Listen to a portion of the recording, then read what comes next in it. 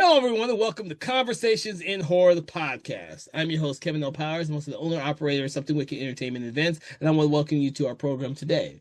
So I really hope that you've been enjoying what we've been doing this year, 2026, as we delve deep into a lot of different types of horror films from a lot of different decades and a lot of different subgenres, because we have nothing but great things for you for the rest of the year. We are delving deep into a lot of different amazing filmmakers and their oeuvre of films, as well as a lot of different genres that we just haven't touched upon, such as giallo films, Italian films, Russian horror films, and something along the lines of a lot of different Asian films. So we have a lot of great things coming up for you. So what we do in our program is I take an individual film, and me and my special guest will guys sit down and discuss, critique, analyze, have a general discussion about this individual film in order to give you a better outlook and kind of insight into the way we see the film. Now, hopefully you have seen the film already, but if you haven't, please enjoy our talk. And if there's any major spoilers, we'll make sure to tell you beforehand so that you have the time to not listen to our conversation and go out and watch the film and then come back and listen to us talk about it. Either way, we hope that you enjoy the conversation, because it's going to be a lively conversation, as today's conversation is going to be. Now, before I get to the name of the film, I do want to bring in my special guest for the show. His name is Philip Ray. He has been on the show many times, and we've talked a lot about many different films. Thank you so much, Philip, for coming on the show today. Thank you for having me. All right. So without further ado, we're going to get to the title of this film, which is Nope.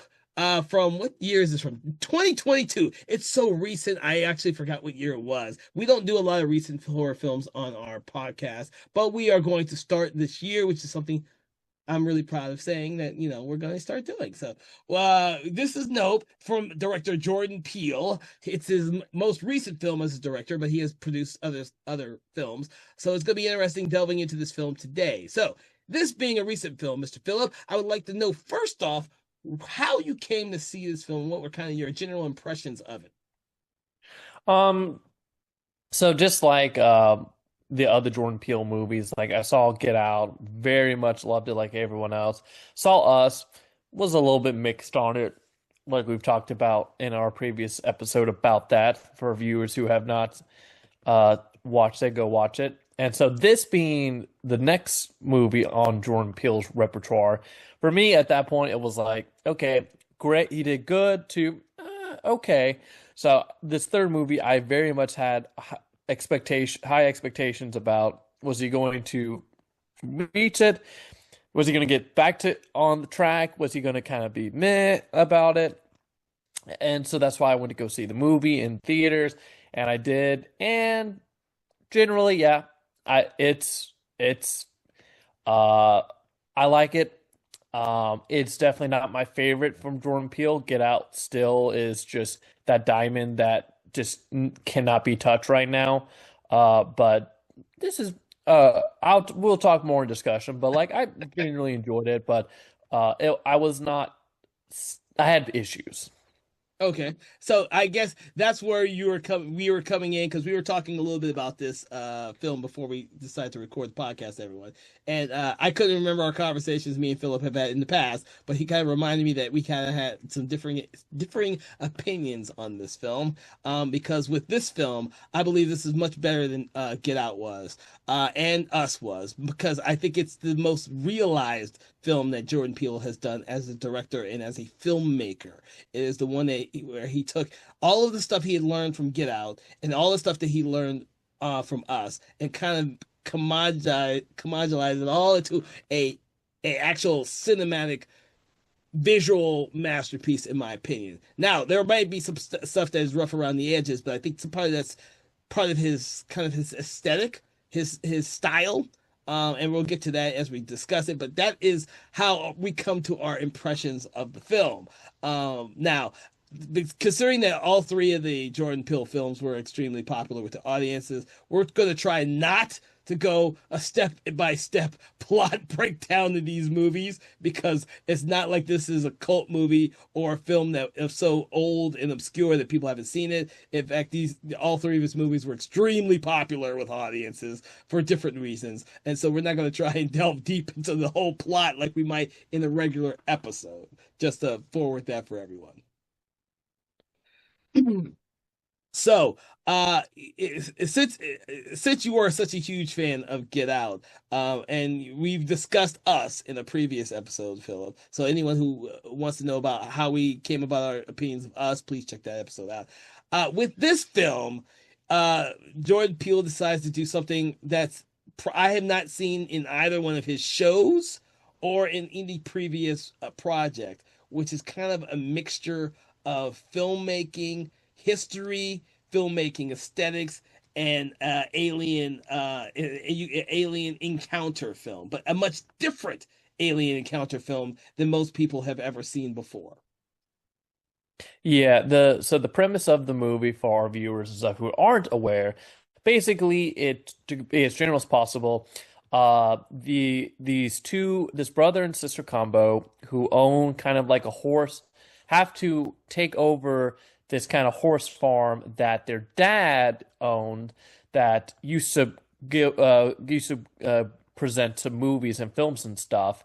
They were the handlers and stuff. But due to some tragedy, their father dies, and this brother and sister combo are now in charge of their dad's horse farm, and they have to figure out how they're going to deal with that, along with other characters when weird things begin to happen of the alien kind.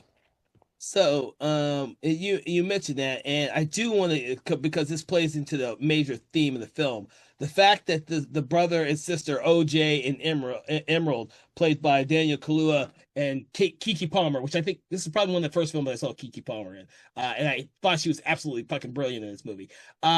They're brothers and sisters, but Emerald has like she considers taking care of and helping out with the family horse ranch as a side gig because she wants to be an actor. And she wants to be a showman type of thing. And we see that in one of the first scenes that we show her in, where she relays the history of the African American cowboy and his place in film history. I say that because the ideal that the director had with this film is a whole thing about film aesthetic, film history, and relaying that type of history on audiences that do not know this history. And so when we see them, that OJ is a character who has always been the dutiful son and just followed behind the father doing whatever he wanted to, can't really run the business as like a showman. He's more like a worker bee, whereas his father was the showman. And then now that his father has passed away mysteriously and unexpectedly, it is his sister who didn't take the same amount of love and care with the business is the showman. And without these two working together, they are an ailing business, which is why they're in the position they are in when we first see them. The farm is on its way to being bought out by another type of showman, played by Stephen Yeun, who plays Jupe. I love that name. I love that name, Jupe. Because for me, when I'm watching the film, there is a whole bunch of showmanship between the characters and the ideal of fame and notoriety and how that places on these characters. And that's what I love about this film is visually relayed to the audiences as well as story wise with all the characters. I mean, the first thing you see is the Gordy ape in the process of murdering a person on live television, or I think it's a live recording is the way it is back in those days when they recorded it. We don't see much of it, but it's enough to jar the audiences the moment they see it. And then of course when they do the credits, which I thought was brilliant, you're without the audience knowing it, they're actually seeing the alien creature's perspective as the credits are rolling. And I forgot that until I rewatched it. When I first saw it at the theater, I was like, that's interesting, but I don't get it yet. I don't get what it's for, and it didn't dawn on me till much later, after watching the entire film, how much that title sequence links with the aesthetic of the alien creature that we later see in the film. Yeah, I mean, I will say, there's a lot of good ideas in this movie. Starting from the beginning again, the concept of OJ and M and all of that. So one thing that they show off, and again, what I really appreciate sometimes is this is stuff, and Jordan Peele does it a lot too, is basically giving the viewers a history check that they probably do not know, because I did not know about the whole. So Play 626 was one of the first assemblies of photos to create the motion picture, which was done with a black jockey and stuff. And that's not something that a lot of probably viewers knew before walking into this movie. And that's actually the significance of OJM and their dad and the business and stuff is that they are like related to that person is what the story's about. But either way, I mean, that's a really good, like, that was one thing Jordan Peele said in general when he was thinking of occupation for the characters was doing a black cowboy, because everyone, to help disassociate the assumptions people have of, oh, cowboys are always white. And I really love that idea, and I really liked the setting of that. I thought that was very smart. And just anytime a movie will just do a little history lesson drop, I always like that. Um, and then the other stuff, now with we'll talk more about Gordy in a second, but and when I saw Stephen Yeun was in this movie, I'm a big Stephen Yeun fan, so I was so excited to see him get generally look like a prominent role in a film. I will also say I'm a little disappointed with Stephen Yeun, but I'll also put a pin in that for now. But generally, the setting and the showmanship, talking about the jacket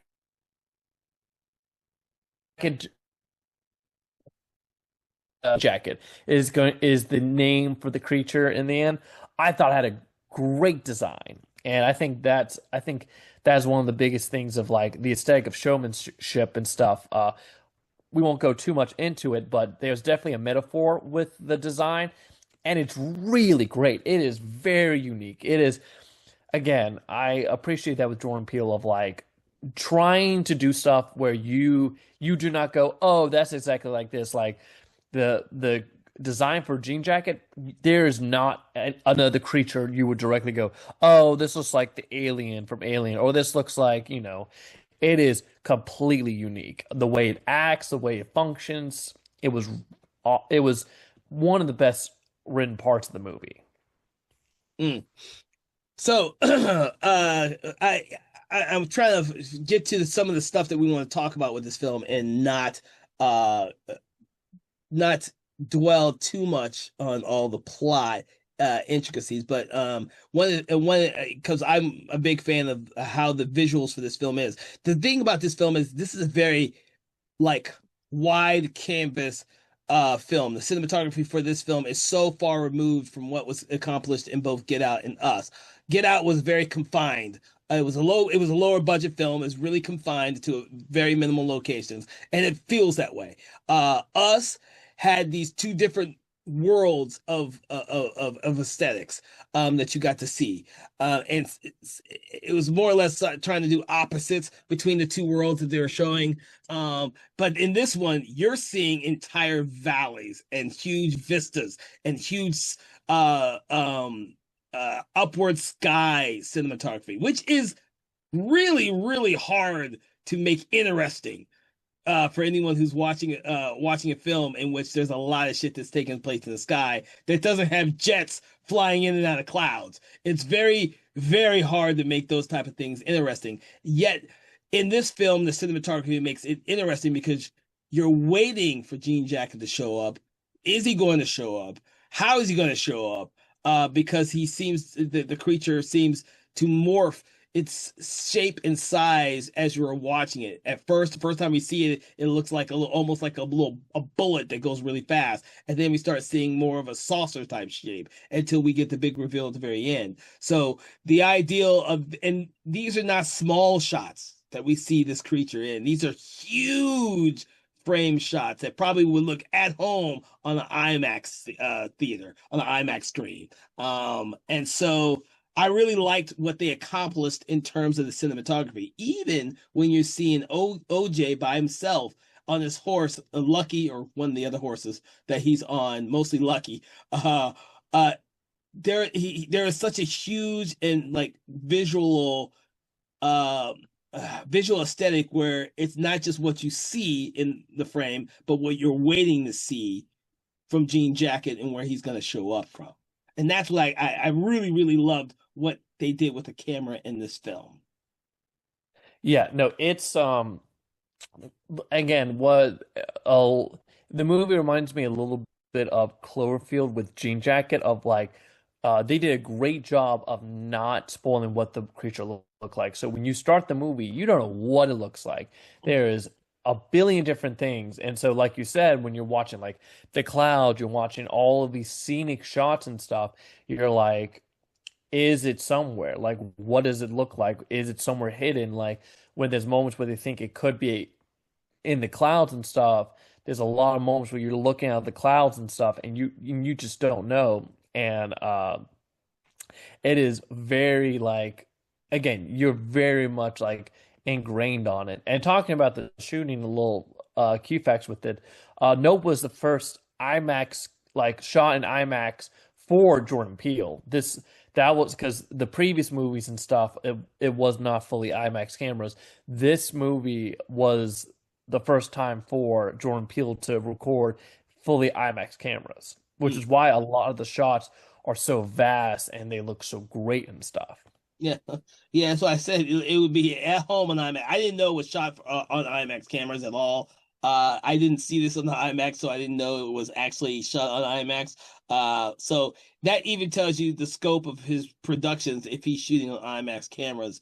With Nope, as opposed to what he was doing with Get Out, which was his much, much, much smaller budget film. But even though Get Out was a much, much smaller budget film, the performances show in both all three of his films, the performances outshine a lot of other films, and they're always the strongest thing. And seeing Danny Kaluuya back in this film was actually really, really great because you kind of forget how good an actor he is sometimes, because he seems really, really at home as a horse wrangler slash cowboy, like you would not think of him as. Uh, See, especially. I was a little mixed on it. I love Danny Kaluuya. I really enjoy usually the films he's in. I think for some reason for me, I think it's always that problem when you have two characters and you have one who is so charismatic. Because Keke Palmer is great. I love her in almost everything she's in. And so she was great as M, and she takes all the attention and she, she just steals the scenes every scene she's in. So when Dan Kaluuya, who's playing a more subdued role here with OJ, who is a lot more studious, doesn't have a lot of emotions, doesn't really act that much. Like I did find it I can't fully blame Dan. I know Dan Kaluuya's a good actor, so I don't blame him for it. It was just there were times was a little bored with OJ in particular because he was kind of a nothing character. Because again, like M has like the side hustle and stuff, and she has all these aspirations, while OJ is very much just it's just the stoic character, which unfortunately sometimes can be boring to watch, especially when having to act off more eccentric characters like M. And then Oh, later on, when we get other characters, like again, like when we get Stephen Yeun's character, and we get like the freaking Angel character. Oh, I think you're missing a whole bunch from his character, dude. All the subtle looks that he gives and what he does when he stares at his horses, when he stares down at the ground, observing what the creature's doing above him. When he's there in that first scene with him, or the scene with him and with his horse on the movie set, the thing is he's it's not so is he's a tragic character. He's stuck in a life that he, like I said, he's a worker bee, and now his father's passed away, and he's forced to take over it because his sister can't do it. But he's also not willing to sell the farm. He doesn't know how to be the showman. And so he hides a lot of that. I don't think it's not there, and I don't think it's stoic because you can see it in his eyes when he starts to figure everything out before everyone else. He's the only character that figures everything out before everyone else because he's observant. And you see that observant throughout the whole movie when he's either looking or not looking at particular things. And he's the one that figures everything out with the alien. Yeah, yeah. Kiki Palmer's Emerald is maybe the showman of the movie, the most showy character, but she figures out almost nothing. Oh yeah, Every no, she everything that she has is reliant on her brother. yep, no, I mean, yeah, no, yeah, no, I get that. And then once we get to the other characters, they get more stupider, in my opinion. Well, the angel character, even though I've seen this movie several times, the angel character is always the one like kind of I haven't really figured out his thing. I could only figure out an angel for everyone to miss when they figure out that they have a UFO in their midst. They decide to go to Fry's. I love that. I love that they go to Fry's. They go to Fry's and to get all this equipment to record the alien, so they can sell the footage, make a lot of money to save their business. That's essentially the impetus for all this. But they're not tech people. They're not tech people. From the very first scene, you could tell that OJ is like this really conservative cowboy who likes to go by tradition. And Emerald is this person who wants to get out of that life because she sees things bigger. But none of them are tech people, which actually is really good to have the Angel character because he is completely their tech people. But he's also the UFO lover. Like he starts to pick up on everything without them saying it because he's like I don't there's a term, there has to be a term for UFO junkies. I don't know what that term is. For people who want to believe that there are aliens out there, he is that guy, but he's not an extremist, which I can appreciate because if he was an extremist, I was like, oh, we don't need that type of character in the movie, to be honest with Kiki Palmer's Emerald. There doesn't need to be too many extremists here. Yeah, the problem with Angel, and it also comes into another character who we haven't talked about, but I will go ahead and talk about the Antlers character, who is a renowned cinematographer that they try to get involved to help try to, get evidence of this alien and stuff, which also was its own nice little thing of like usually in these alien movies the main character's goals is to kill the alien and stuff. And this, they're not trying to kill the alien, they're just trying to get evidence of the alien so that again, M's idea is she's trying to use it to help help boost the company up by showing off this UFO and stuff. But going back to Antlers and stuff with and Angels too, they were fine when they got together. It's my biggest pet peeve when a plan doesn't go right because characters making stupid decisions for no reason. And it's less on Angel, but Antlers does a decision near the end. And for me, I get the idea, but it's the on paper it made no sense. It made no sense for his character to do what he did, and it completely screwed everything up. Only so we can have because we always have to have the moment in the movies where something goes wrong, like the main character's plans go awry due to something, and I know it always happens. But I hated the reason in this because in the end it was stupid. It was very What? stupid. And it was just the way to do it. Do what?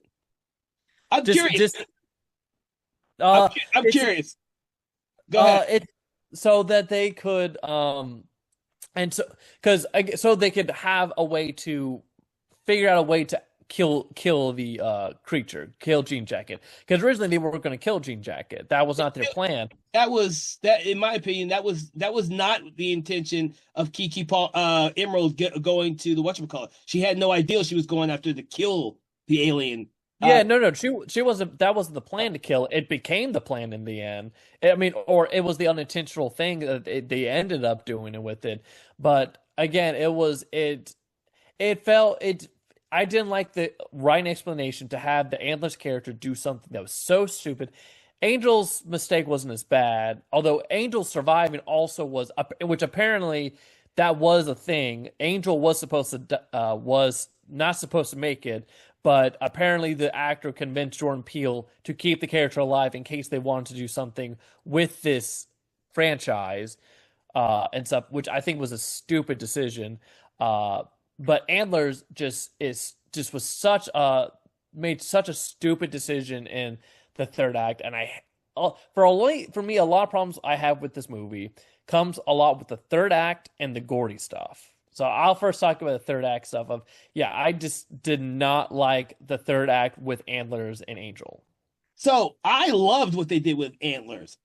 The very first scene we see with Antlers is when they were doing the commercial, and you see him as a cinematographer who is slumming it because that's all he could get is jobs as doing a commercial. He doesn't want to be there. He realizes what his life is amounted to is nothing but shooting commercials. And when you don't see him on that set, you see him in his house doing documentary videos piecing those together. Now that's his own personal project that we see him working on, and he tells the other characters he's got other things to do that's more important than him because he's striving as a documentary filmmaker. He's striving for that impossible shot, that great shot. But that also links into exactly what Emerald and OJ are trying to do. They're trying to get the perfect shot of the alien to sell the Oprah, as they mentioned it.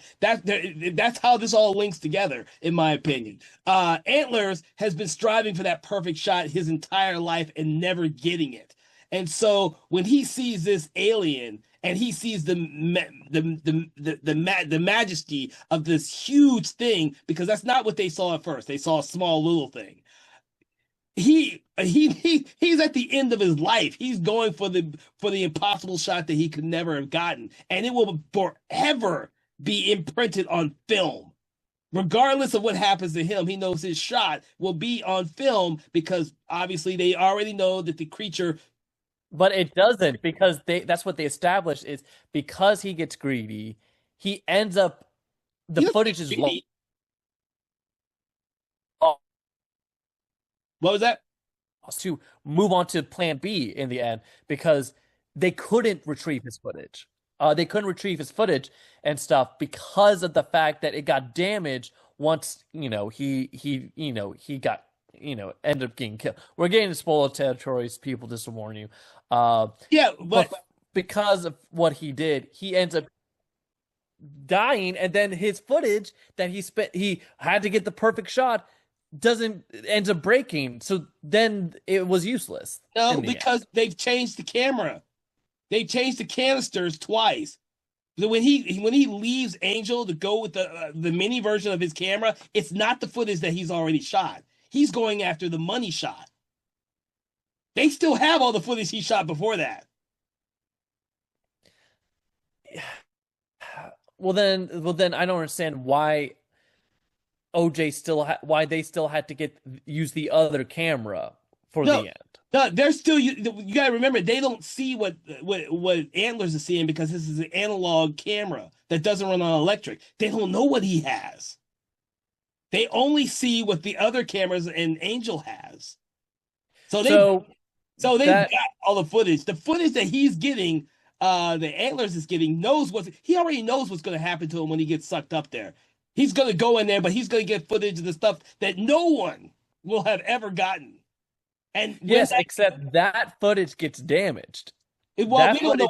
Well, we don't know what happens to that footage because essentially it just blows up with the creature, but that don't mean the camera footage will be damaged. No, because remember that was the whole thing was he gets sucked up, some of the footage gets damaged, and Angel's like, "Hey, we don't have the shot anymore. The stuff is damaged." Are you sure about that? Because I could have sworn that there's nothing like that said like that. Because they wouldn't know what footage was damaged because they haven't seen it. The camera and stuff that he has gets damaged, and stuff. So that's why they had to run away because they lost the shot and stuff, and so that's why they had to go with the plan B shot that they ended up getting and stuff. If if Antler stuff was still viable, there was no reason for them to use the wishing well camera. Oh well, that's a different thing. I don't know if they were really trying to get that shot, particularly because of the other camera. I just think that was a last ditch effort from our Emerald to get another shot with a real camera. Well, Um, no, because they had that's why they went to that one because they needed they needed the camera shot because Antler's stuff was gone at that point. He got sucked up. His stuff it fell because that was a whole thing where Angel tries to save the footage by it roll because it falls down, it rolls down the thing, and then that's when Angel almost gets killed by Jean Jacket himself. that's But they established that Antler's stuff is damaged. I don't Like remember them they saying that. I might have to rewatch. I don't remember them saying that at all. I just remember, because I remember them shooting the footage and then them saying that all their footage, Emerald's footage, goes out when the creature is too close, when the power goes out. But they said, I thought they said that they got, that Angel says that all of the footage that he got on the analog camera has it all. And then Antler goes, grabs the mini camera without the rest of the camera footage, and he walks up the mountain, and they're not knowing why he's walking away. They don't know why he's walking away. They're trying to yeah figure out why he's walking away.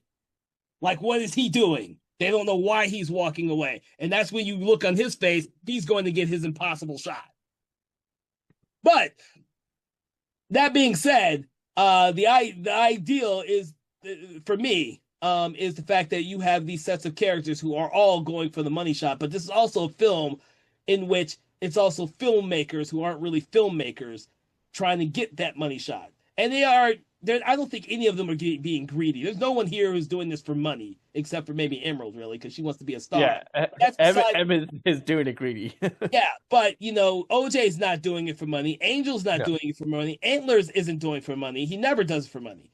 He said, for the you don't see his story being fulfilled until you see his look on his face when he's cranking that camera up and he's getting sucked into the creature. And the thing is, we see the footage of the camera as he's cranking it until the crank dies, and that's how we see the inside of the monster, the image that would never have been captured otherwise. It's a sacrifice that he was willing to make for that perfect shot. That's the only way I can see his character story ending in this type of a film.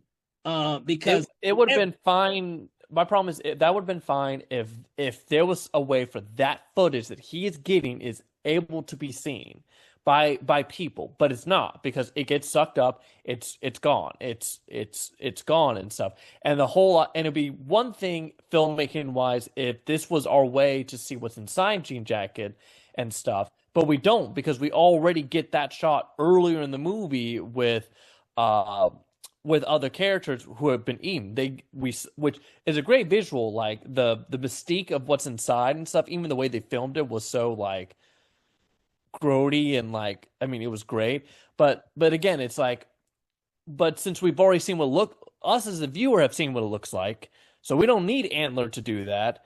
And the fact that his stuff is not going to be saved for the people in this world to see, it's just kind of moot point. It is just him going out. I mean, again, you could say that that's like you said that like that was his point of like they established that he's probably not going to live too much longer, so it's him, going out on his own thing. I just didn't like it because I felt again it was we need some reason why our character's plan goes awry because it was working fine up until that point, so we had to have Antler make a dumb decision so we can continue so that way, we can raise the stakes, and then we had to have the way the movie ends in the end, the way the movie ends up ending, which was fine. I just hated the way that transition happened. I thought that could have been a better way. I mean, they had the opportunity with the TMZ reporter, like the TMZ reporter popping up and screwing things up could have been their way to get to that. To the finale and stuff. Instead, it was, Antler's going to make a dumb decision because he wants to have the perfect shot in a situation where it doesn't matter in the end because he ends up not being able to give anyone the footage that he got. So it's just kind of moot point. I don't think it's a moot point as much as it is a character point. The character is not caring whether or not people see the shot that he's doing. It's his own personal gratification that he's getting the perfect shot. Yeah, I just and I get that. I get that part. It's just I don't know. For me, it's just a nitpick that was just it was really I was just very frustrated watching it when that happened. And plus the situation with the alien changes when they realize that the alien is pissed off and it starts to unfold itself and reveal itself. Up until that point, they had already pissed it off once with the fake horse. And that's where I say OJ pays attention because what he says in the movie is that they pissed it off when they gave him the fake horse, and that's probably why it revolted against Jupe and everyone else at the playground or the fairground. Because before that time, it has been docile enough to do whatever Jupe wanted it to do for 6 months. 6 months that the creature had been docile and he'd been doing this show for 6 months. And then that day, after it ate the freaking horse, it pissed it off. And besides being hungry, it pissed it off because it couldn't digest it. This is all what OJ says. They probably pissed it off.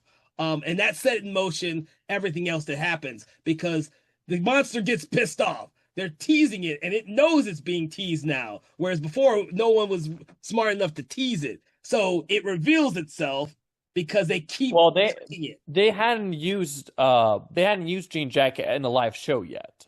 Yeah, they For had. They've been using them for 6 months. Yes, you pay attention to his speech. He says he's been seeing the alien for the last 6 months. Every he's been Friday. seeing the alien, but he hadn't done a live show yet. That Yeah, was the difference. but up till then, he keeps saying that the monster never did anything to him. So it was almost like divine. It was his divine intervention that was saying, not divine intervention. That's the wrong word I'm saying, but that was his godlike thing with this alien creature because he's been seeing it every Friday. It showed up every Friday. It showed up every Friday and it hadn't killed him yet. And that was the first time when the whole incident went off that it went against what it had been doing for the last 6 months because it showed up early. Yeah. And that's when they didn't know what was going on. And that was after it ate the horse, which pissed it off. And OJ says it just couldn't digest the metal. Hence, it's funny when the horse shows up right in his truck, back up in his truck. Yeah, which I like again everything with Jean Jacket, like the digestion. There's a great scene, the way it digests, and the scene with the house with the blood was a great scene. Yeah. But so this is a good segue to go into Jupe and stuff. Yep. So I really like Stephen Yeun. I was very excited to see him in this. I was a little disappointed, and I think a lot of that comes into and this comes into my bigger thing with Gordy. So throughout the movie, they're talking about the Gordy incident. That's related to the Jupe character. And finally, they do. So what they did, how they broke the movie apart in the movie was like through chapters. And so one we get to in the Gordy chapter, like when we finally see the full incident, because like Kevin said, we see the beginning of it, but we're not getting the full picture until near the end of the movie or midway through the movie, I think actually, where we see the full thing, which I will say the Gordy segment is great. It is so good. It is very to give our viewers context about when we are recording this. The Primate's coming out very soon, and I can tell you for a fact that they saw this movie with Gordy and said, let's make a movie. Because that is all, because again, the Gordy section is so good. It could be its own movie. I did not personally think the connective tissue to this and the movie was all that good. I get generally what Jordan Peele was trying to do with it. I did not feel like it fully connected full to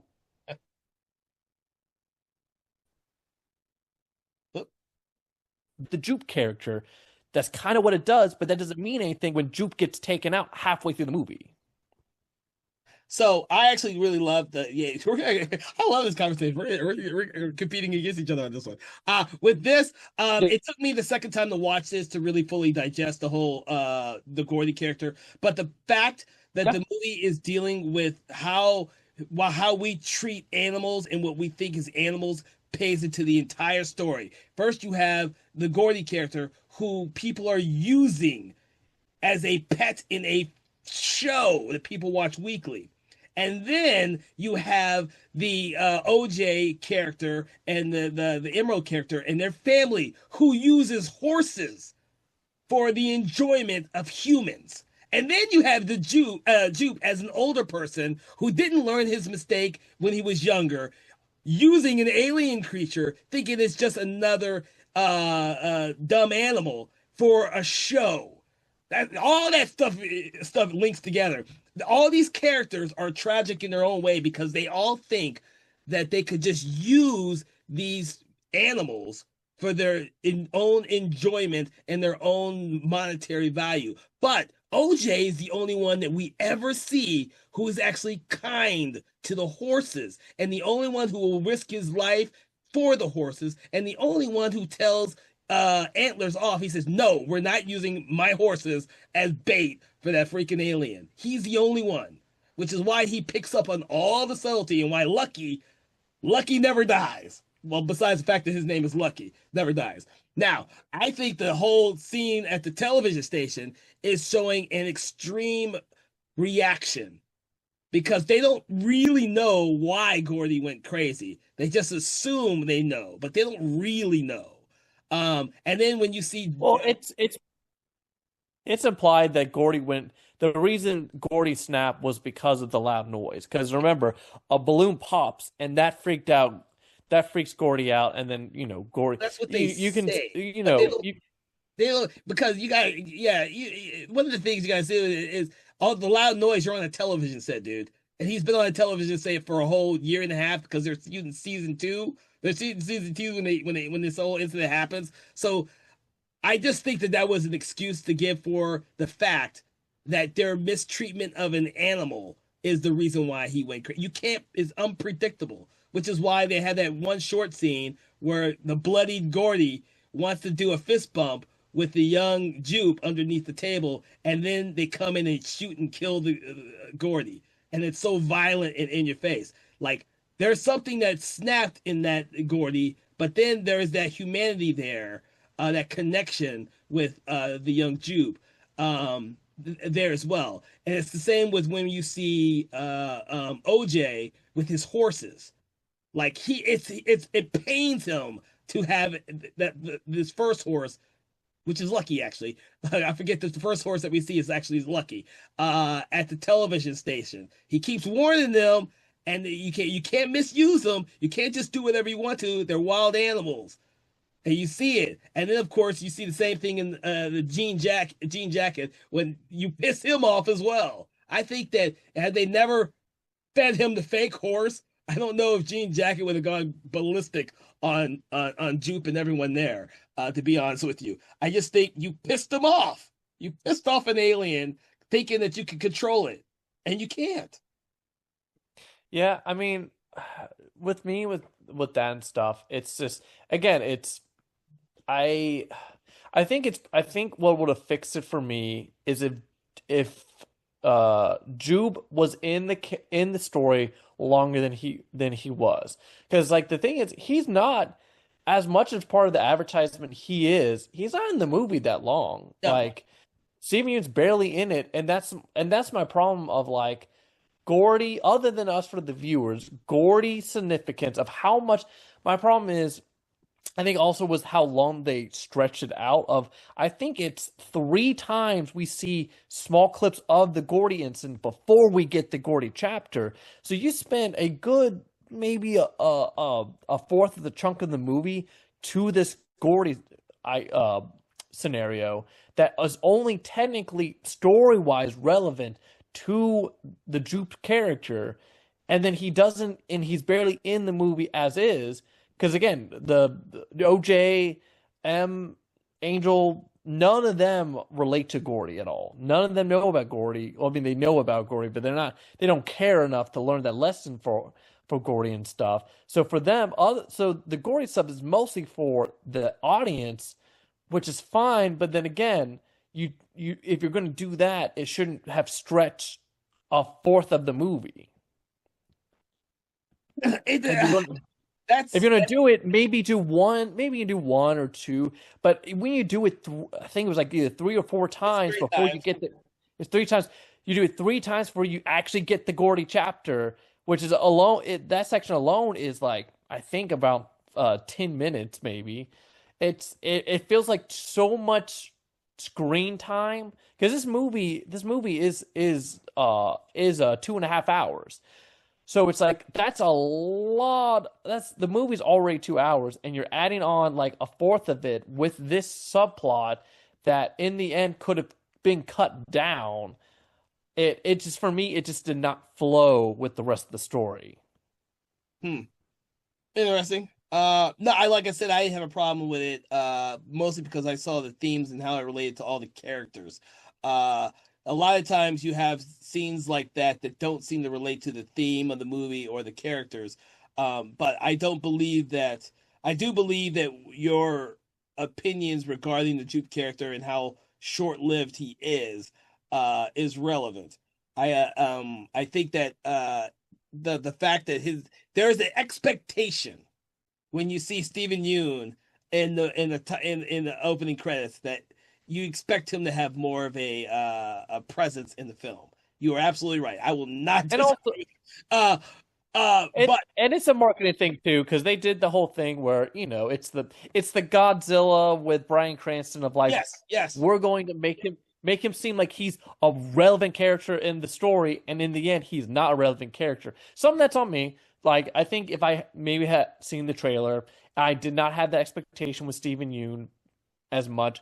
Maybe I wouldn't have been as upset and as annoyed with all of that. But I think because I did, I had a certain expectation walking into this movie that just I could not shake after. Oh no, I don't. I won't disagree with you. The moment that you think that Stephen Yeun is might still be alive, because you don't actually see him die. He's literally. I love the shot the way they ended. He's literally standing in his arena, staring up at Jean Jacket as the shadows of all the people behind him are flying up into this creature. But we don't actually see him fly up, and we don't see him inside the creature. So there's almost this impression that maybe he found a way to survive, maybe he didn't. But the ideal, that shot, just that shot of him staring up, and we realize that that's part of the plot is that when you look at Jean Jacket, he's going to come for you. If you don't look at him, he kind of passes by you. But that's the thing about this film is and how it plays in with the showmanship and television and the way we use animals for our entertainment purposes. We can't stop to look. We have to look. And that's one of the things that I really liked about the theme about the movie. Everybody wants to look. Everybody wants to look, but the only one who doesn't is OJ. Even Angel, after he gets tied up and tasseled with the barbed wire, which is the only thing that saves his ass, can't help but the look. And he's It's a lot of the spectacle of it, and like yes, the theme of spectacle in the movie is it's good. It's done very well. I'll let you decide, Kevin, if you want to talk about Jean Jacket's design alone, because that is very much. I remember when we first talked about this movie with that, you were ecstatic when you realized the relevance of Jean Jacket's design of what it looks like. But it again, I think it is very clever. That's one of the ongoing themes about this is spectacle. The reason why Jupe Jupe wants to get Jean Jacket is for the spectacle because in his mind, he survives this really horrible incident with the Gordy incident. He's one of the only people that survived that and didn't get horribly maimed and hurt. And what does he do? He uses that as part of his sale to people. spectacle of how, oh look, it's like he uses the tragedy to his advantage. He uses it for the spectacle.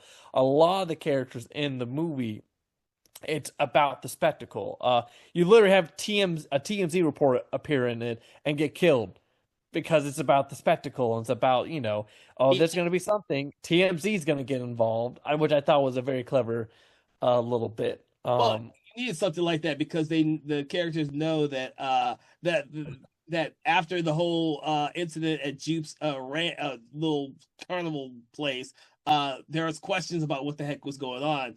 TMZ's out there trying to get the story, and that's all he cares about. And he has even when he has his accident, he's literally, "Where's my camera? Where's my camera? Did I get the shot? What happened?" And that's the tragedy of it all. OJ tries to save him. All he cares about is the shot. I kind of like saw that was like that's kind of what almost happens with Antler's character. All they care about is the shot. He dies. Antler sacrifices himself. The other guy dies. He's bent up, broken on the road, should be dead, and all he cares about is getting the shot. And then, of course, we see all that at the very end, after the Gene Jack has been killed, and was it the Emeralds looking at the onlookers trying to get into the little park, Juke's Park, but they can't cross the barrier. And that's nothing but a bunch of UFO hounds because the story has gotten out that there's a UFO or alien creature in their valley and shit like that. I mean, TMZ was just there first, as usual with TMZ, but everyone else is soon to follow. But yeah.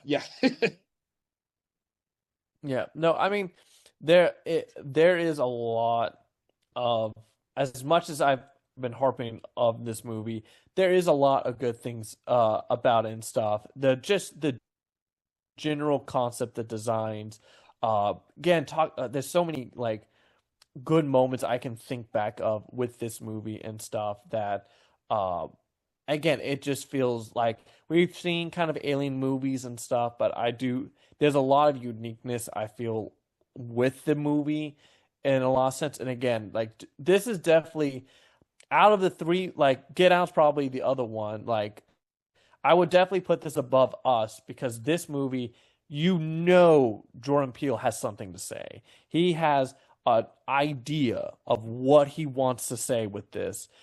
Uh, that that Us didn't have as much of, but this one's like you see exactly what he's trying to say. So I do want to it just dawned on me because we have so many. Uh, it, for me, I love the actor, so I had to look up why I'm trying to figure out why Jordan Peele put Michael Wincott in the movie. Because this is if you're not familiar with him, the guy has played in a ton of fucking movies. He's a character actor who, if you see his face without all that facial hair, you'd recognize him immediately. But he hadn't done much before being called into being Nope. I thought he was fucking retired until he did Nope. So it was really refreshing to see him back acting in the film. But after a while, I think it's like third, fourth. I can't remember how many times I've seen Nope now. I kind of see his casting in the same way I see Stephen Yeun now, where it's kind of like this stunt casting where you never know what's gonna, because Michael Wincott isn't in the movie all that much. You see him a little bit at the beginning, and then he comes into the third act, and then of course Stephen Yeun's a little bit at the beginning, and then a lot in the second act. I like the fact that the film has these really talented uh, younger actors and these really talented older actors in this film. And then, of course, what you have is a very small cast because, like Us and like Get Out, there's not a bunch of characters in this movie, dude. It's just a bigger canvas for Jordan Peele to work with. But he knows how to do these movies with small casts and pull it all together. Well, he also knows how to, again, he knows how to choose a good cast. Again, he's Daniel Kaluuya's always good.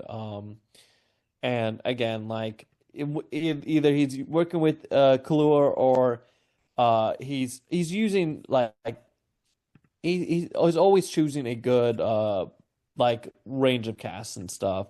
So, I mean, again, there a lot of things to say about Jordan Peele is that he is like this is only his third movie, and so far he hasn't. I was just checking to see if he's announcing any other movies, and he has not.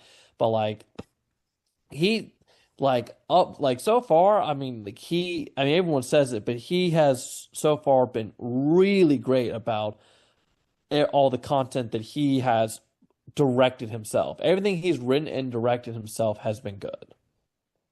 So, um, so it's interesting to talk about Jordan Peele because we most of us know him from Key and Peele, the comedy sketch comedy show that he did, uh, and the fact that he's now segued into horror or darker territory, despite the fact he came from comedy, and we all know some of the stuff. His darker themes did show up in Key and Peele, but not to the degree that what he's doing now.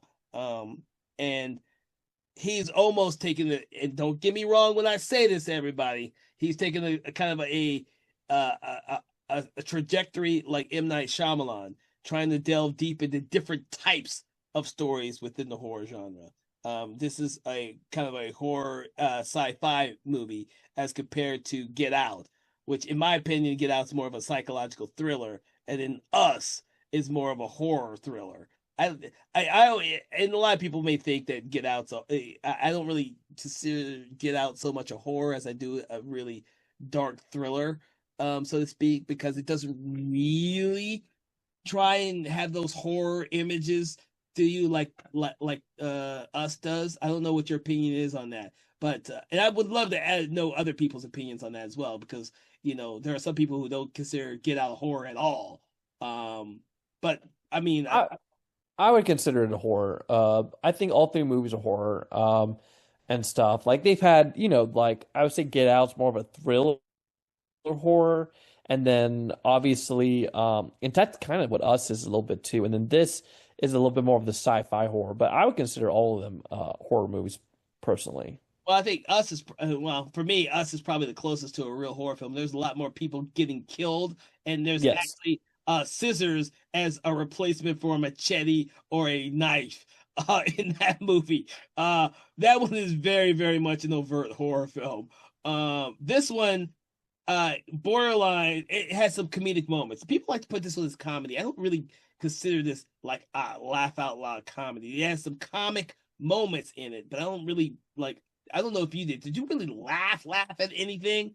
I just found things humorous, but nothing like comedy. I found something humorous. Probably the biggest laugh out loud moment that I experienced, that everyone experienced, is obviously like with the title. You have a moment with Dan Kaluuya sees what's going on with the creature, and he just goes, "Nope." And that was obviously intended to be funny, and I mean that got a big laugh out of the movie theater when I saw it. Well, that gets don't get me wrong when I say this, but that gets a lot of people that I in my opinion that plays up one of those tropes about African Americans and horror films. And I'm African American, so I say this with the most loving respect that when in a if you caught an African American in a real horror film, the first thing they're gonna do is not want to go check out what the fuck the horror is. They'll say nope, and they'll walk away. And one of the great things about this film is that all the characters, all the characters say it, and then they walk away. Which brings me up to one of the sequences I just for some reason didn't pick up on, despite the fact it's really obvious now. I didn't pick up on until now. Is that the three kids that are dressed up as aliens when OJ first goes into his barn at night and he sees the three fake aliens that are pranking him. Then they show up again because they're Jupe's kids. I don't think I realized that they were Jupe's kids until this last screening. I think I just kind of passed that over. I just thought, just three pranking kids. Okay, and that's about as far as I got.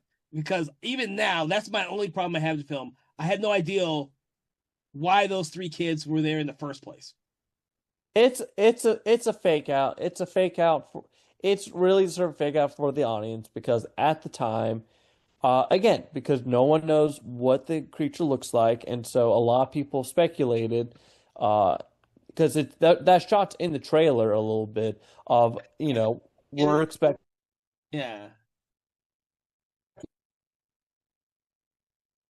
what ended up happening, but that's what it was. It was meant to be a fake out for the audience. It also serves as one of the few jump scares that the yes. movie has. That's why I want to bring it up. It's Is another probably reason why it was like done. it's really the only like jumps. There's like very few jump scares in this movie. That whole sequence. There's several jump scares. I'm like, but I just couldn't get the a lot. Oh shit! I can't remember when that scene happens. I can't remember what happens first. They steal the horse from Jupe, or the aliens. Those three kids show up at the house first, or if they steal the horse first. I can't remember which came first. I would say I think that they steal the horse after, I believe. if they steal it after, then it makes perfect sense because you got to get the sense of the conversation between Emerald and Jupe when he comes out to the ranch to invite them to his show. That because of the horse, because they say that, oh, I have several horses like that. My wife bought them. Yeah, because we all know that she stole it from him.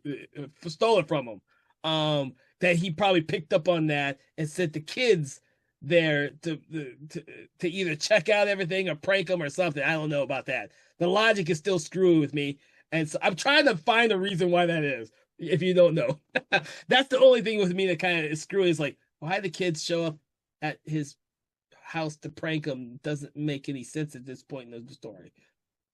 So, but that's about the only thing because I do know that this was a diverse film. There's some people who really liked it. There's some people that didn't like it at all. I think the shadow of how popular Get Out has overshadowed his subsequent movies. Because the same thing happened with Us. And we discussed that ourselves. I liked Us more the second time I saw it than when I first saw it. I had to give that one time to digest, so to speak. Yeah, I mean, the problem was is Get Out is well documented of being like, again, everyone likes it. Everyone, uh, it it's very rare that you see a filmmaker where their first movie was so universally acclaimed that they kind of struggled to get out of that limelight of that first movie, even if the other movies before after that aren't bad per se. Uh, but it's just Get Out. It's always been kind of a shadow looming over Jordan Peele for his other movies and stuff. Maybe that's why he hasn't done many movies since then. But I mean, with Nope again, like for me personally, if I had to rank the Jordan Peele movies, it would be Get Out, and then this, and then Us. But I do think that, and we'll see if Jordan Peele does, because right now he seems kind of in the more producer mood more than anything. Because he hasn't, after this, the only other thing he's written was the Wendell and Well stop motion animated movie that came out the same year. And then, but other than that, he's mostly just been uh, producing most of the time, and sometimes he'll do a small acting thing.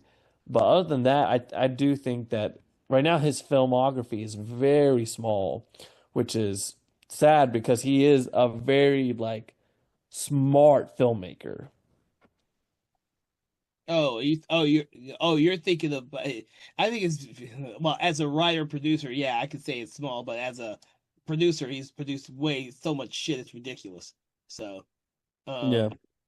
yeah, oh yeah, yeah, like yeah, he's ridiculous. Yeah, he was had that that little hot streak for a while where he did several television shows at the same time in addition to movies. But you burn out. You have to take a little break. I'm fine with that. But I do want to say that there are a lot of filmmakers who can't get from under the shadow of their first film that is popular with audiences. Um, I am happy that Jordan Peele's three films were successful, but there's a lot more tragedy when the director can't get the financial backing on subsequent films because they just don't reach the height of the film that made them popular. John Carpenter hasn't been able to do a movie as successful as Halloween, despite having a really large filmography. Or M. Night Shyamalan, as we mentioned earlier. His first film was completely ignored, but Sixth Sense, name any normal general audiences who doesn't reference Sixth Sense when he comes out with a new movie. It's like he's Yeah. done better movies than Sixth Sense. Sixth Sense was this one that was universally well regarded. And most of his other films, there's people who love them, there's people that hate them, there's people who just think they're just horribly bad. Uh, it's a sad thing. It's better to actually go unnoticed on your first several films instead of being noticed your first film out. It's one of the reasons why people like Martin Scorsese has survived as long as he has. No one, I can't remember which one of his films was his first one, but most audiences probably haven't seen his first 10. And it's not until his later films where he found his groove that people find out, oh, this motherfucker has done some amazing films, and they're not his first film. Um, I'm glad that Peele continues to do something different and innovative. But I do think you're It's right. interesting because Nope is actually his highest budget, the most expensive movie he did of the three. It also made the least amount of the three as well. It still made a profit. Yeah, It still was profitable, yeah, but it actually made less money than the other two. yeah, yeah. Because it's all relative to your budget. Like Get Out cost almost nothing. It was a Jason Blumhouse film. It cost almost nothing. I don't think Jason Blum did not produce Us or Nope. So I think, No, yeah, I think after he did Get Out, Jordan Peele decided to step away from Jason Blum to do other things, which allowed him to do bigger budget movies.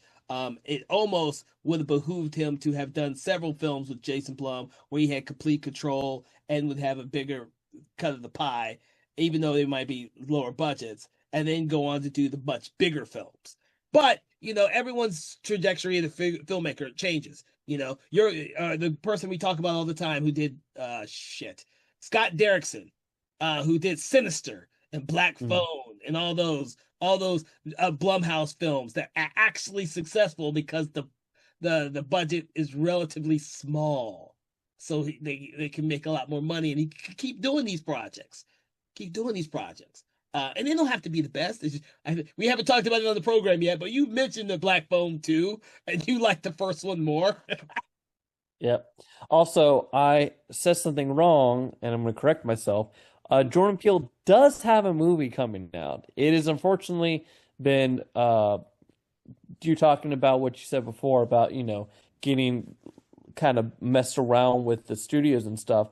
So Jordan Peele was supposed to have a movie come out in 2024, but Universal pulled it from the release window, and then finally has reinstated it next for this year in October. We haven't seen shit about it yet. Oh, that sounds. Oh, oh, actually, sorry. Let me recorrect myself. Then the movie was once again was removed from Universal's release schedule. So Jordan Peele has a movie that he has been trying. He did another one.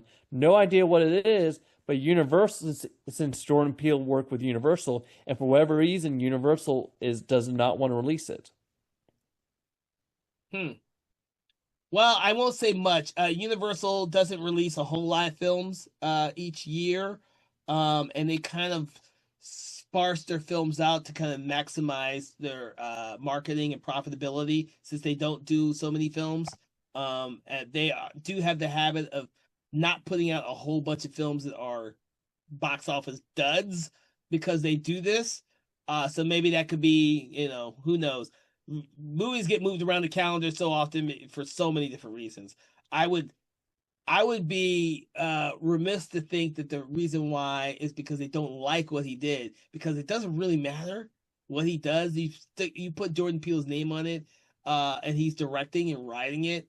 It's gonna bring in his fans, just like Nope did. It's gonna be trying to get the non-fans, the people who just want to see a general movie to come see it, I think is would be the real. And I think that's why Nope is considered like a breaking even movie. He just couldn't get like that huge audience of people who aren't like who were just general audiences to come see Nope.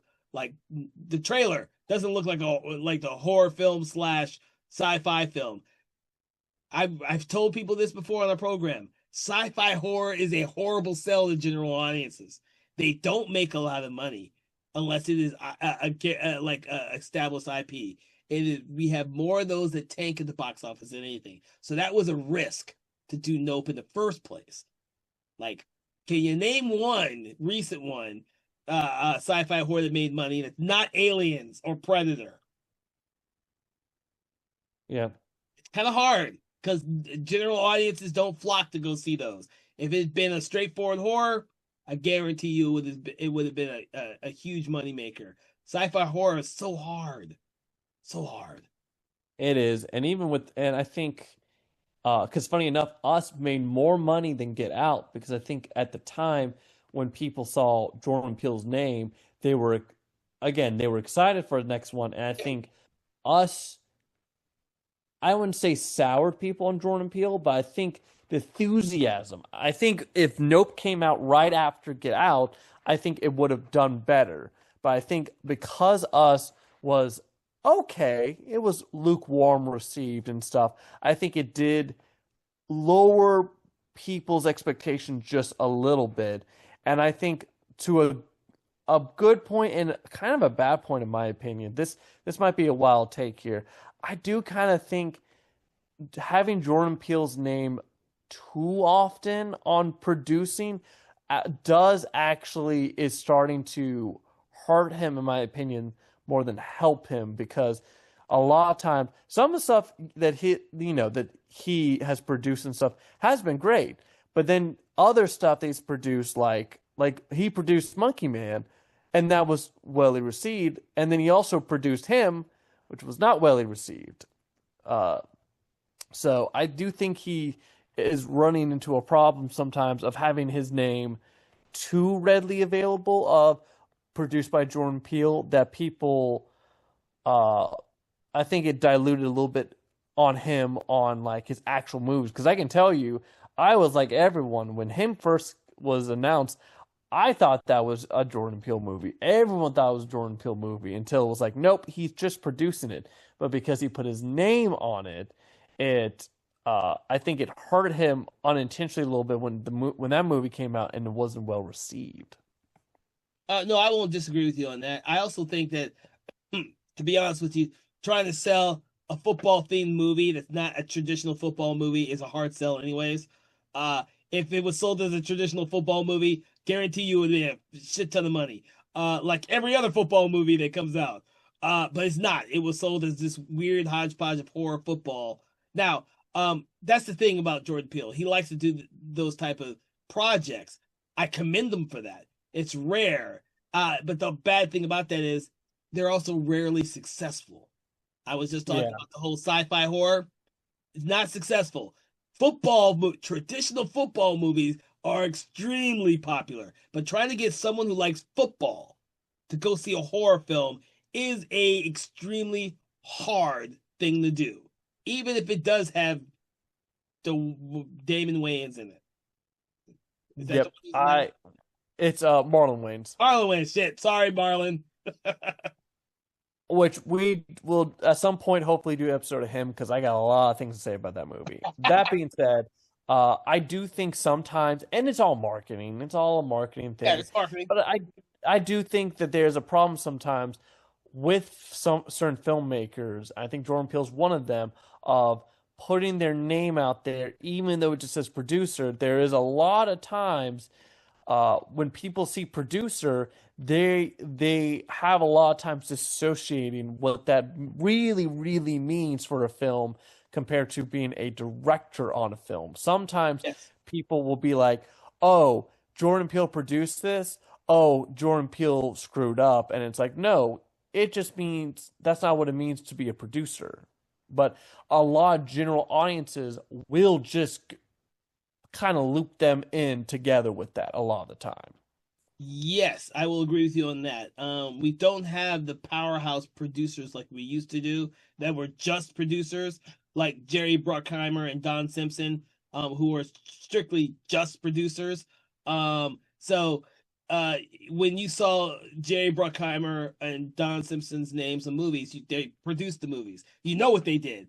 This day and age now, with so many actors and directors also owning their own companies and producing, it becomes a kind of like people don't always, unless you're in the film industry, people don't know which one you're doing and which one you're not doing.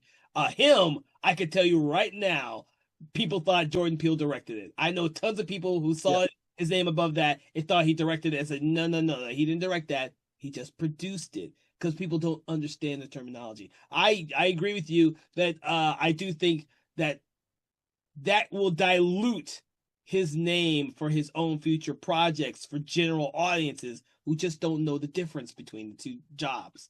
Um, if he continues to have projects that are not successful like him, um, even John Carpenter, James Cameron, shit, even James Cameron rarely puts his name up on the films that he is not writing and directing because he knows his name alone will bring in audience members. He knows that if he puts it on the wrong project, it will dilute his name. He didn't put his name on Sanctum. He didn't put his name on the one he did with Robert Rodriguez. What's that? Battle Angel Alita. Is that right? Yeah. Okay. Like Robert Rodriguez put his name on that. If you knew that he produced it, then yeah, because he spent 15 fucking years trying to get the movie done himself. But those movies without his name obviously weren't going to make $1 billion like his movies do. So he Sanctum tanked the box office. Battle Alita just barely broke even. So it's like you don't want to dilute your name if you can help it. Uh, Jordan Peele needs to be wary of that when he's doing these other projects. Most Oh, I definitely. can tell you one thing that also greatly hurt his kind of name was the Twilight Zone reboot, because that was one that I think everyone remembered how much Jordan Peele put his name out there for that one. He narrated, he was one of the writers for it. He really hard tried to sell this reboot of the Twilight Zone, and it was not well received at all. Like, I never saw it myself, but I do know from generally the news and stuff of it, I knew it was not it wasn't terrible, but it was just meh received. It was very mixed received and stuff, and I do think that also greatly kind of diluted his name after that. Because I think at that point, because even with us, when people were mixed on it, I think the Twilight Zone reboot was more disliked than like, and I think that really became the first nail in the coffin of his name. You know, I'm always a little mixed by that, and we're getting into this now. I'm always a little mixed because at the same time that was being aired, because I never watched it either. I saw the first episode, the first season. That's all I've ever seen. Um, Not to say I didn't want to see the rest of the show. I just never got around to it. But at the same time he was doing that, he did the well-received Lovecraft Country, which I never saw, but was also one that didn't get renewed for a second season. And then of course he did the one I did see. Shit, what was the one I did see? Hunters, which I am still mixed about. I was still mixed about that show, but within that span, He he had did not three do shows. Lovecraft. He did not do Lovecraft Country. He was a producer on it. Was he? Yeah, he was executive producer on it. Yeah, he produced a whole bunch of shows at the same time. Um, I always You're right. I Did. always forget about that one because our other guest host of the show, Sarah Panazzo, always tells me I should have seen the show and read the series of books. I only know that show because the guy that has the bad what's his face? I love this guy. As Jonathan Majors was in it. That's the show that got him noticed was Lovecraft Country. I've never seen the show, but I love Jonathan Majors, and everyone tells me I should watch the show and read the books, and I haven't done either one, so I feel really bad. It's Lovecraft Country is really good. Everyone tells me that. I'm like, shit, I can't believe I missed it, and I can't believe it only lasted the one season. Considering that from what I've been told, there's a series of books or something. I don't know. But I it's was okay, honestly, with it not getting a second season because of the way it was, the way the story was. It was one of those things that it didn't really like. There wasn't a lot of loose storylines. interesting. Okay. I have it. I'll have to watch it still. But we got off a way to talk. We started talking about Jordan Peele, and everyone who's listening, that does sometimes happen.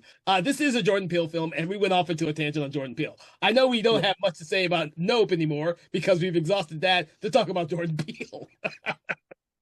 Yeah, no, I mean again, we're talking about, because it is very weird because as of this time of this recording, like I said, he doesn't have any other movies. And it's very weird to say that's like right now, his next movie is currently in limbo, which is crazy because again, that movie came out in 2022. It is now beginning of 2026, and his next movie is nowhere to be seen, and it was supposed to come out this year, and it's been removed again to who knows how many years down the line if this movie will even be released. So it's weird to say that could be Jordan Peele's last movie for years.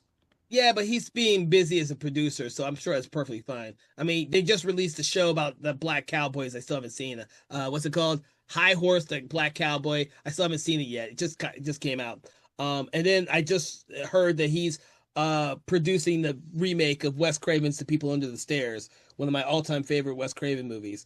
So he's still got, it's not like he's going to stop making projects. I'm glad that he's still doing projects because the problem with a lot of directors is if you're not Martin Scorsese and you can get any fucking movie you want done, there's time that you spend developing these projects, and it could take 5 years between films.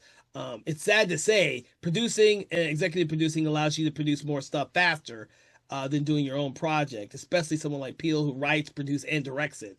You got to write it, you got to produce it, and you got to direct it. I mean, just ask James Cameron. It took him 15 years to do the second fucking Avatar movie. It's not a fast process at all. I am a little bit glad that we had as many films as we did in such a short amount of time with his first three movies. But to be honest with you, writing, producing, and directing your own movie takes time. And so if he was doing it really fast, it'd be a different story. But I think give him time. He will end up being like a Martin Scorsese or a Clint Eastwood type of producer, filmmaker, because both of those people don't write and produce all their movies. They actually have people to write their movies, and then they produce and they direct it, or they're producing another project as they're working on their project, and it kind of goes back and forth, back and forth. I'm glad. Don't get me wrong. I haven't seen him yet. I'm glad he did a movie like that. Who the fuck else is going to be bold enough to do a horror football movie? I don't think it's ever been done. I literally don't think it's ever been done. I've watched a lot of movies in my time. I don't think I've ever seen or heard of a horror football movie that got a huge theatrical release. I just don't think it's. Well, we'll talk about that another time because I've got opinions on that one too. All right. But anyway, but yeah, so my final thoughts with Thank Nope you. is again, it's if you have enjoyed Jordan Peele's movies, you will enjoy this one. I do think some of my issues are some are just nitpicks to a point, but I do think like again, the concepts are great, the message is good, the visuals are astounding. It is definitely worth seeing at least once if you like sci-fi horror and if you like Jordan Peele. Again, I think this is his second best of the three he's made. So I think if you didn't like Us, I think you will generally enjoy this movie better. All right. So I want to thank you, Philip, for joining us on this conversation in horror in which we discussed the film Nope from director Jordan Peele. For everyone else who's listening, what we like to do at the end of our program is we like to rate the movie between 1 and 5, 1 being poor, 5 being amazing. But we like to do something a little different by choosing an object in the film, of saying a quote or something like that, to use as our reference for rating the film. What do you rate this film, Philip? And what item or quote or saying would you like to rate it using?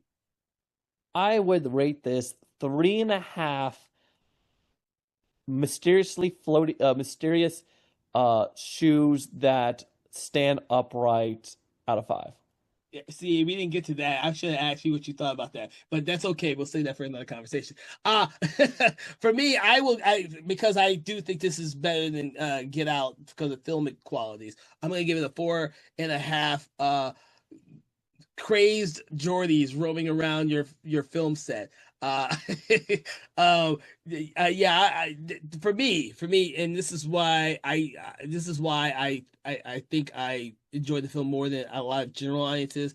I think as a filmmaker, a lot of the story elements and visuals in this film will appeal more to people who understand and see those visual cues in this film, as opposed to someone who doesn't know any of that beforehand. I do believe that some of those imagery and some of the ideals do go above general audiences' heads who don't care about film techniques and film history and film quality. But for someone who's a film person, they can recognize the kind of achievements that Jordan Peele put in this film in order to not only educate audiences, but also to show that he has become a more assured filmmaker and storyteller. I think that's one of the great things about the movie, and I hope that my greatest hope is that people who did not like the film for one reason or another will take a chance, rewatch it again, and hopefully we've given you a little bit of insight from both perspectives. Someone who doesn't like it nearly as much as me, and then someone who likes it probably more than he should. With that, I hope that you've enjoyed our conversations in horror today. As we talked about another great film from Jordan Peele. Please make sure to check out our previous podcast episode on Jordan Peele's Us, as well as all the other quality films we've discussed already. We have a lot of great things coming up for you in 2026, so we hope that you will like, share, follow, subscribe, do that thing you do for your favorite podcast on your favorite podcast app, Spotify or YouTube. And please make sure to check out our sister podcast, Conversations in Hammer Studio Horrors, which delves deep into all the great things of classic Hammer Studio films. That podcast is every first and third Friday of the month at 8 a.m. So we will hope to see you there as well. Have a great day, and we will see you on our next episode. Conversations in Horror is a Broken Lighthouse Pictures production, written, produced, and directed by Kevin L. Powers, executive producer Kelly A. Inoka. All contents and material from this episode of Conversations in Horror is copyright 2025 Broken Lighthouse Pictures.